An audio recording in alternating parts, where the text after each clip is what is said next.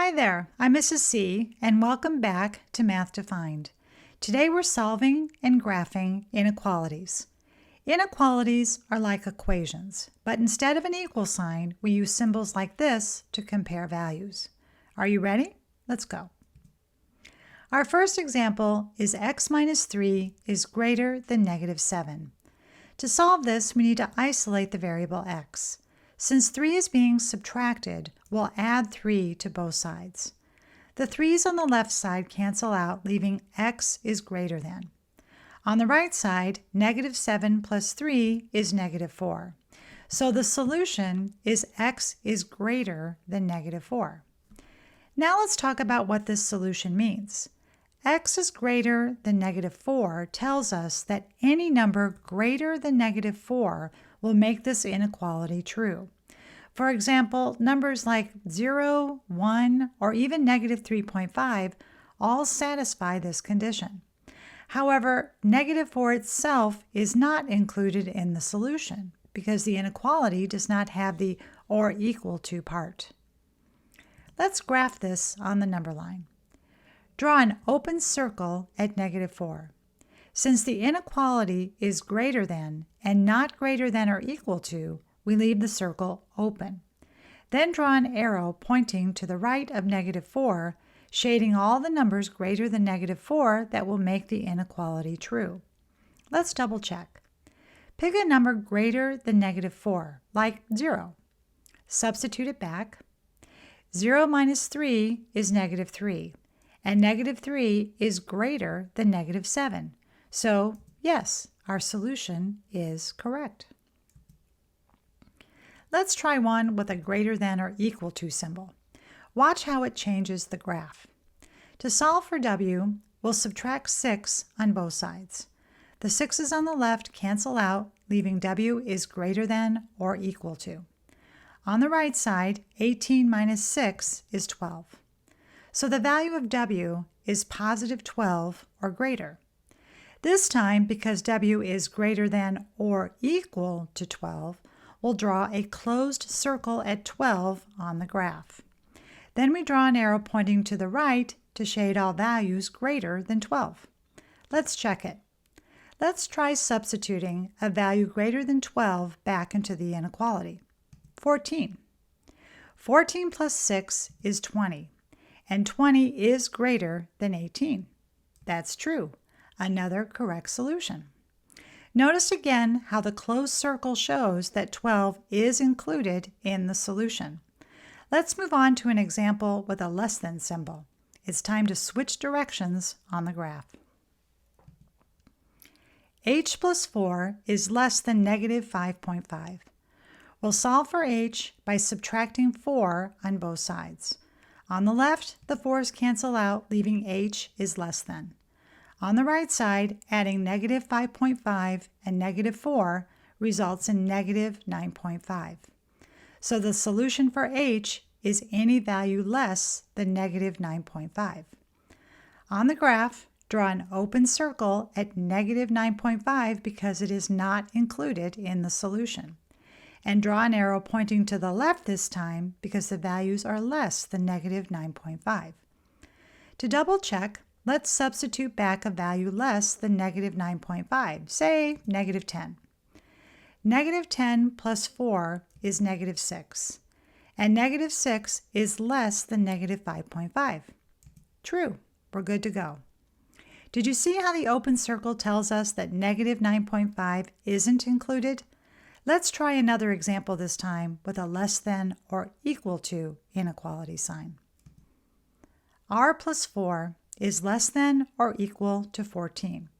To isolate r, we'll subtract 4 on both sides.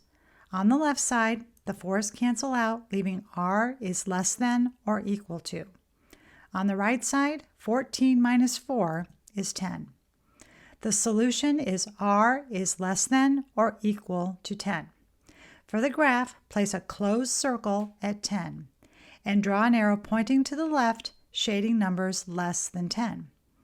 Let's substitute a value less than 10 in place of r to check our solution. 9 plus 4 is 13, and 13 is less than 14. so the solution is true. Let's turn up the challenge next with a fraction example. Okay, here we go. To solve for t, we'll subtract 1/4 from both sides. On the left side, the 1/4 cancel out, leaving t is greater than or equal to. On the right side, subtracting 1/4 from 2 is 1 3/4. On the graph, we'll place a closed circle at 1 3/4, and then draw an arrow pointing to the right to shade all the values greater than 1 3/4. Let's test our solution by substituting 2 in place of t. Adding 2 and 1/4 is 2 1/4, which is greater than 2, so the solution works. Let's finish strong with one more example with fractions. Our last inequality has a fraction on both sides with the variable b on the right side instead of the left side this time. The good news is that both of the fractions have the same denominator, so working with them should be easy, but we'll need to be careful when graphing the solution. To isolate the variable, we'll subtract 5/7 on both sides. On the right side, the 5/7 cancel out, leaving b is greater than. On the left side, combining 2/7 and negative 5/7 is negative 3/7. So the solution is negative 3/7 is less than b. On the graph, we'll place an open circle at negative 3/7 because it is not included in the solution. Now we're at the point where many students make their biggest mistake. Because the variable b is on the right side, they draw the arrow pointing to the left because negative 3/7 is less than b. Let's see what happens when we check this mistaken graph. Let's pick a value less than negative 3/7, like negative 5/7, and substitute it back. Negative 5/7 plus positive 5/7 is 0. Is 2/7 less than 0? No. Values less than negative 3/7 will not make this inequality true. Instead, let's rewrite the inequality with the variable on the left side. Did you notice that not only did we switch the variable b to the left side, but we reversed the inequality sign as well? Both of these inequalities say the same thing. b is greater than negative 3/7. But now it's easier to see that we need to draw an arrow pointing to the right, instead shading all values greater than negative 3/7.